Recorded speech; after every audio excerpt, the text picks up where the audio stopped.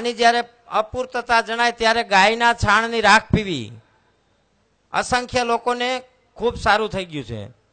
શરીરમાં કેલ્શિયમની ખામી હોય ત્યારે દેશી ગાયની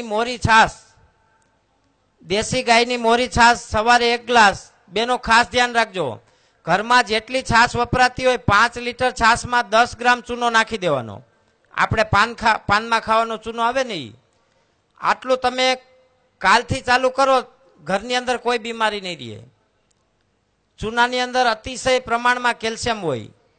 જ્યારે આપણે અત્યારે બજારના અથવા તો બહારથી લીધેલા ખોરાક, ધારો કે ઘઉં, ચણા, અનાજ, કાંઈ પણ શાકભાજી, ટમેટા, રીંગણા, મરચા, તો આની અંદર એટલું કેલ્શિયમ જેટલું શરીરને મળવું જોઈએ એટલું આવતું નથી. એનું કારણ આગળથી છે, ખેતીને લગતું જુદું છે. પણ થોડુંક કહી દઉં કે એવા રસાયણ અને એવા કેમિકલો વપરાય છે ખેતરમાં 10,000 રૂપિયાના લીટર, અને ખાલી 2 ml નાખે ને 15 લીટર પાણીમાં, ત્યાં તો જીવાત સાફ થઈ જાય. અને 36 કલાક સુધી એમાં કોઈ જીવાત ડાંખ મારે ને તો મરી જાય. એવા ભયંકર પદાર્થો વાપરવા ખેતીમાં, અને એ વસ્તુ આપણે ખાઈ છીએ. તો એના હિસાબે જે વસ્તુ છે એમાં તત્વો પૂરા મળતા નથી. ત્યારે કેલ્શિયમની ઉણપ હોય, ફોસ્ફરસની ઉણપ હોય, એ ગાયના છાણાની રાખ અને ચૂનો આપણી પૂરી કરી શકે. ચૂનાની અંદર પુષ્કળ પ્રમાણમાં કેલ્શિયમ હોય, એટલે એ છાશમાં નાખીને પીવો, છાશની અંદર પણ કેલ્શિયમ હોય. એનું એક કેલ્શિયમ જ્યુસ બને, ગાયની છાશ અને ચૂનાનું. એ સિવાય 2-3 પ્રયોગ તો ફેમસ થઈ ગયા છે, એક આંજણીનો ને ચીળસનો, પણ તોય આજે કહી દઉં છું, લાલજીભાઈનો આગ્રહ છે એટલે. આપણને ચીળસ નીકતું હોય, કદાચ આમાં કોઈ ડોક્ટર હોય તો માફ કરજો, આપણે એને ખોટું લગાડવા માટે નથી કહેતા, પણ ચીળસની મિત્રો કાંઈ દવા જ નથી. એલોપેથીની અંદર કોઈ સંશોધન નથી અને ગેરંટી નથી કે આ ચીળસ ન જ નીકળે એમ. ત્યારે ચીળસ છે ને એ આપણા આયુર્વેદમાં વાયુનો પ્રકોપ કહેવાય. 1 ચમચી તીખાનો પાવડર, 1 ચમચી ઘી અને 1 ચમચી ખાંડનો પાવડર, આટલું મિક્સ કરીને પી જાઓ, કોઈ દી જીવો ત્યાં સુધી નહીં નીકળે ચીરસ. ત્યાર પછી અવારનવાર ગુમડા થતા હોય, આંખ ઉપર આંજણી થતી હોય, એવો જ પ્રયોગ આંજણીનો છે. આંજણીનો કોઈ એલોપેથીમાં ગેરંટેડ ઈલાજ નથી કે 1 વખત ઓપરેશન કરાવી નાખો એટલે બીજી વખત ન થાય. પણ ગાય માતાનો એવો ઈલાજ છે, ગાય માતા એક એવું દવાખાનું છે ગેરંટી સાથે, ગુમડું કે આંજણી, એની ઉપર લવિંગની રાખ, હળદર, જેટલી લવિંગની રાખ થાય એટલી હળદર, અને 2 ટીપા દેશી ગાયનું દૂધ, આને મિક્સ કરીને લગાડી દો. તમને આંજણી તો જીવો ત્યાં સુધી એ જગ્યાએ કોઈ દી ન થાય, થઈ જ ન શકે. ત્યાર પછી કાયમી શરીરમાં નબળાઈ રહેતી હોય, ઝીણો ઝીણો કફ રહેતો હોય, શરદીનું વાતાવરણ રહેતું હોય, દેશી ગાયના દહીંમાં સવારે 1 ચમચી હળદર નાખીને પીવો, બીજે ત્રીજે દિવસે શરીરમાં કફની પ્રકૃતિ અંદરથી જ બંધ થઈ જશે. જે આપણા સ્ટમકમાં કફ બનતો હોય, જઠરમાં કફ બનતો હોય, બનતો જ બંધ થઈ જશે. આવા હજારો દર્દીઓમાં પ્રયોગો કરેલા છે. એ સિવાય જ્યારે થોડા મોટો તાવ આવતો હોય ઘરમાં, તો ગૌમૂત્રમાં કાળી જીરી પલાળીને પીવાય. મેલેરિયા તાવ હોય તો ગૌમૂત્રમાં ગળો પલાળીને પીવાય. કમળાની અસર હોય ત્યારે ગૌમૂત્રમાં હળદર નાખીને પીવાય.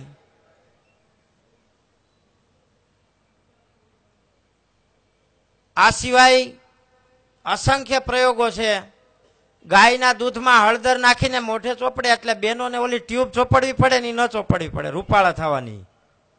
અઠવાડિયામાં મોઢું થઈ જાય અરીસા જેવું.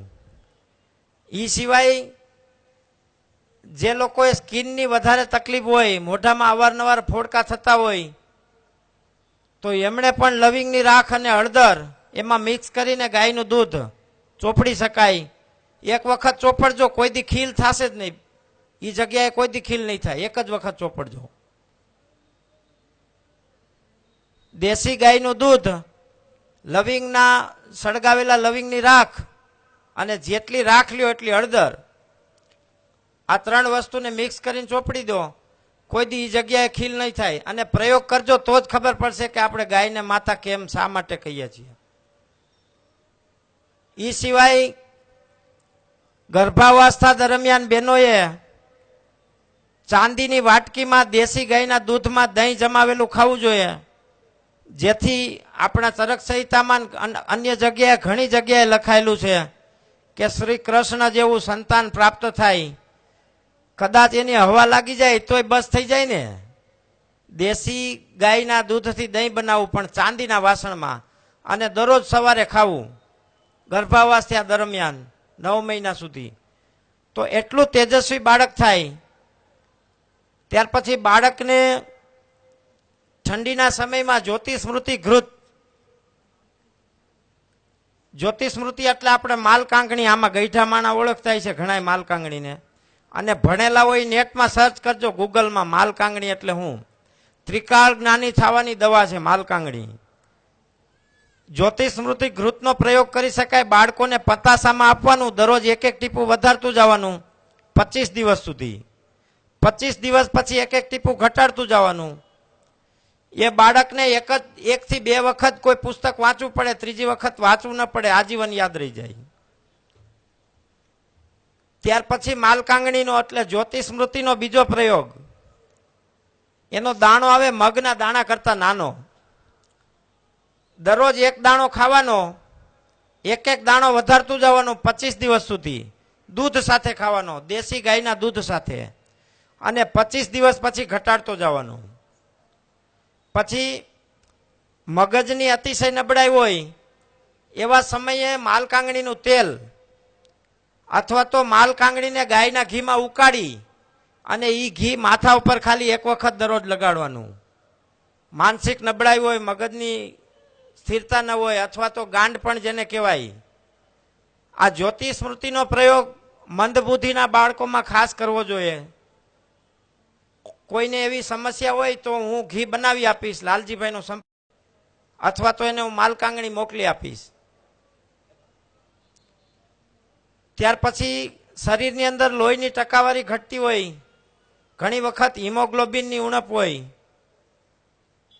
તો ગાયના છાણમૂત્રથી બનાવેલા જવારા, ઘઉંના જવારાનો પાવડર દરરોજ દિવસમાં 2 ચમચી લેવાનો, 1 ચમચી સવારે અને 1 ચમચી બપોર પછી. 100% હિમોગ્લોબિનમાં સુધારો ડોક્ટરી રિપોર્ટ સાથે.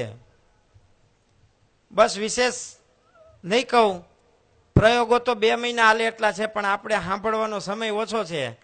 અને વિશેષ કરીને આપ સૌ મિત્રો, વડીલ બંધુઓએ અહીંયા મને સ્થાન આપી અને શાંતિપૂર્વક સાંભળો. મારાથી કંઈ અવળું બોલાઈ ગયું હોય તો માફ કરજો. અને મને સાંભળ્યો એ બદલ ખૂબ ખૂબ ધન્યવાદ અને આભાર. જય ગૌ માતા.